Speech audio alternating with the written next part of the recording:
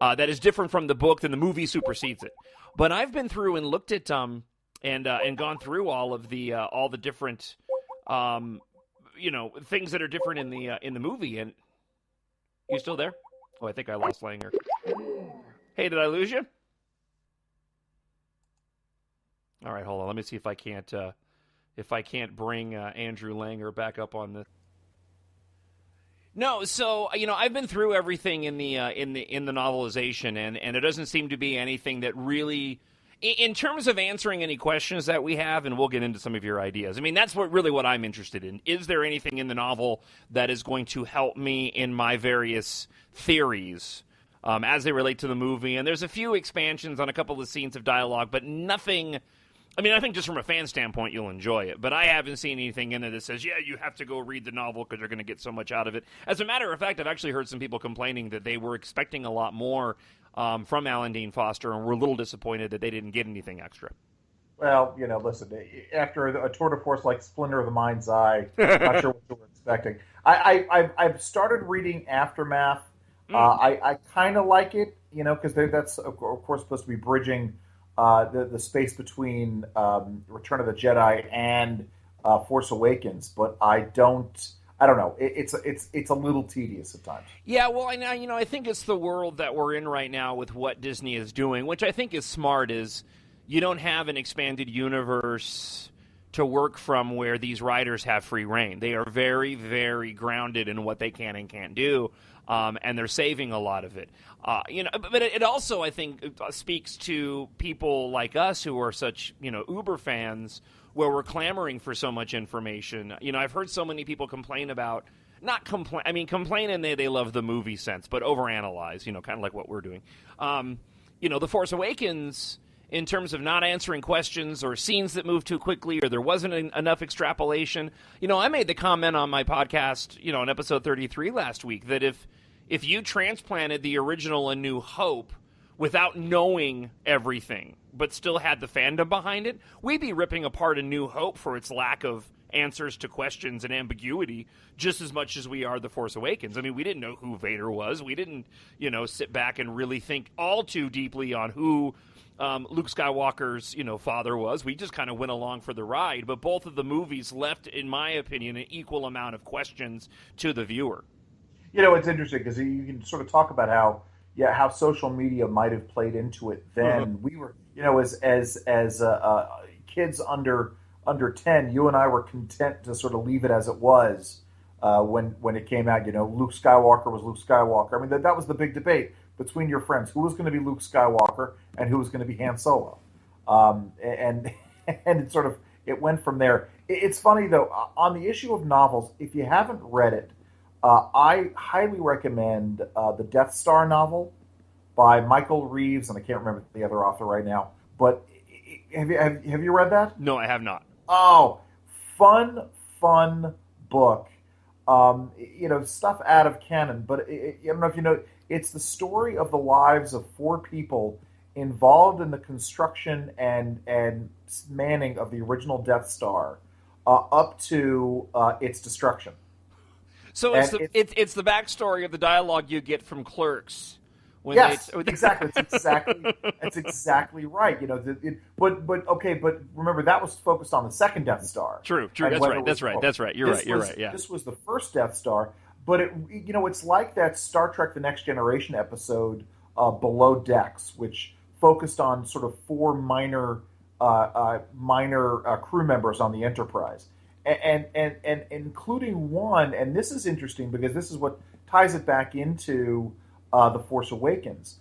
There's one instance in which one of the 4 characters is an untrained Force adept, and Darth Vader picks up on that and looks at her and recognizes that she's a Force adept. And they never really go further with it. And this is, I really wish they'd done a sequel to it because I would have liked to have seen some more of these characters and what happens to them after the Death Star gets destroyed.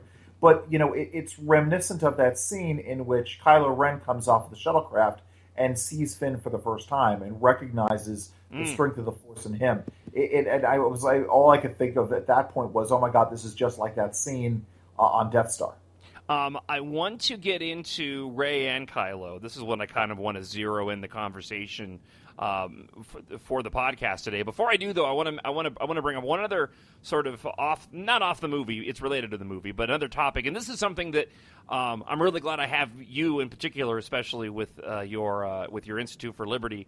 In sort of free market capitalism, I'm glad that you're on so I can throw this at you. But there's been quite a bit of online discussion about how much money Harrison Ford got for this movie.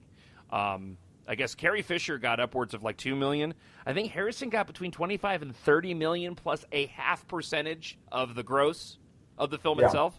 I am absolutely 100% okay with this because, in my view, for as shallow, I don't even think it's shallow, but this is why we got the character that we got. I mean, this is how that's how they got Harrison Ford to come back and commit, fully 100% commit to this character once again. You get what you pay for, and I'm glad they paid through the nose to bring him back because look at the rewards and the benefit that not only the viewer is getting, but Disney is getting, just in terms of the fiscal standpoint of this movie. I mean, it was worth every single penny. I was curious to get your thoughts on that. All right, there are several different ways to look at this, and let me start with this because I think this is important. Carrie Fisher is absolutely brilliant, and maybe my only listen. And I'm not someone who judges people based upon their looks. She's gotten a little battle axy, over the years. Sure. But that's not to take anything away from her. No, of course not. In terms of the publicity for this film, there has been nobody who has been better on this end of promoting the film than Carrie Fisher. Her interviews are just brilliant, and she is brilliant, and her social media has been brilliant. That being said, number one, Harrison Ford has more screen time than Carrie Fisher. Oh, yeah. So there's that aspect of it. He carries the movie. I mean, Harrison Ford probably has a better agent than Carrie Fisher does. and listen, and that's incidentally, that's generally what it boils down to. And so my theory comes down to this. You have a concept and this is why you have me on, John, because this gets into free market economics and economic philosophy. You have what's called the holdout theory in property rights. It's one of the reasons why we as a people have granted the power of eminent domain to government. Because, economists will tell you that if you have a group of property owners and they know that they're going to be paid for their property at some point, the person who holds out the longest, because their property is essential to the overall product that is being developed, that person can hold out for a lot more money. Harrison Ford is that holdout. He is that property owner, and his property, the property he owns is the persona of Harrison Ford and Han Solo. He knows that in order to make this movie the top grossing film of all time, his presence will be essential. Therefore, he commands that. Because you and I both know the central moment in the movie is not the moment where Harrison Ford and General Leia embrace. The central moment, the most important moment in the film, is when Harrison Ford in that clunky freighter. This is why it's so great, because I can do all the spoilers. The central moment in the movie is when Harrison Ford captures the Falcon. He comes in, we see him for the first time, and he says, "Chewie, we're home." Right? That's the moment that Star Wars fans have been waiting for 30, almost 35 years, for 32 years, 33 years. Actually, 33 years, 32 years. That's what we've been waiting for. You and I spent, and Lord knows, John, you've already spent more money than I have on going to see this movie. Yeah, how many times have you seen it now? I've only seen it twice. We're going to see it a third. I know we're all going to go see it again. It's so funny, real quick.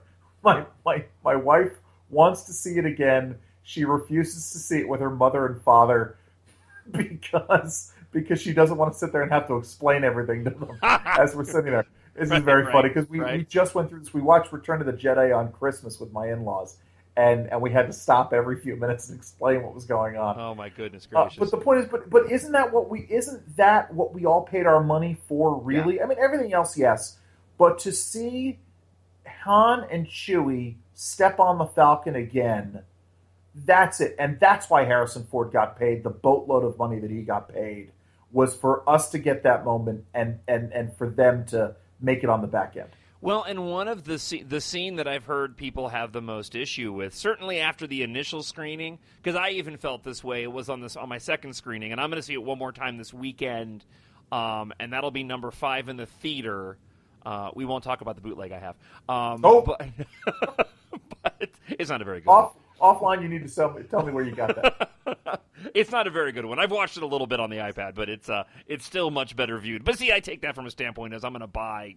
I've already purchased. I'm surrounded by Star Wars: The Force Awakens right now. But it's interesting. That scene with the Rathars on the freighter was the one that I think people had the most problem with after the movie first came out. But it's interesting because in retrospect, that whole thing had to play out. I mean, because from the moment you get Han with the Chewie, we're home, the subsequent scenes that take place with those monsters continue to establish that character is back. The argument that he has between the Guavian Death Gang on the right side of Solo and Kanji Club on the left-hand side, and he's going, he's bickering between them. This establishes where he's at now, and this it brings back that character. The fact that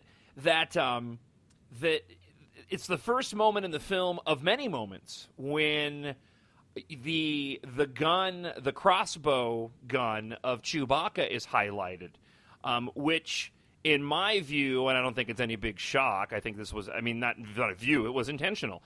They highlighted that gun and the strength of that gun, all leading to the moment at the end after Kylo kills him, when Chewie shoots Kylo to establish he's wounded in a bad way because you saw his gun take out stormtrooper after stormtrooper and groups of people, so you know what a powerful weapon that was. That entire scene, and the whole movie does that. The whole movie is a series of setups and payoffs, in ingenious ways.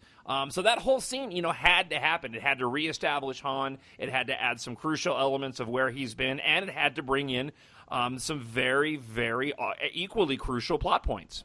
Well, and keep in mind, we have to all remember that the marble figure of Han Solo, and I think that's the dichotomy, right? Because Rey says this to him at the beginning. They refer to him as this legendary, heroic general. And the reality is, and this is, I think, what J.J. Abrams was saying, is that we have to remember that Han Solo was a fundamentally flawed and very human figure. He's not just the guy who made the Kessel Run in 12 parsecs. He's the guy who dumped the spice when he got boarded, and that sets up the whole, bounty on his head by Jabba the Hutt. He's a huckster, a pirate, a scoundrel, and he will always be that scoundrel. He could not be this perfect figure over the long term because, frankly, if Han Solo had been this sort of marble godhead in The Force Awakens, it would have been boring.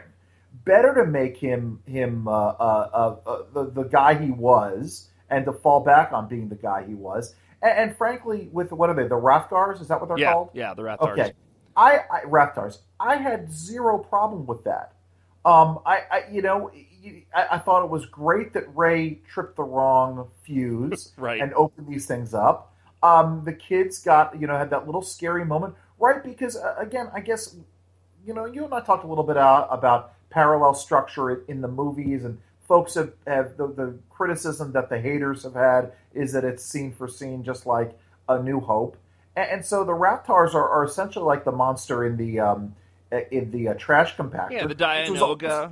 It's the Sarlacc pit. As a matter of fact, it's funny in the visual dictionary. It actually says that the Rathars, they believe, share some lineage with the Sarlaccs, which made me chuckle a little tiny bit. But that makes sense. And so to me, I thought it was great. It was, and listen, nothing better than watching Harrison Ford as Han Solo arguing between the two gangs. I mean, that's the essence, right? This is the smart cracking, or the wisecracking, smart alecky Han Solo, but fundamentally flawed in a way, right? Because in the end, wasn't Han Solo always a slightly dumber, certainly less educated version of Indiana Jones? Oh, sure, absolutely. Yeah, absolutely. And, you know, I think we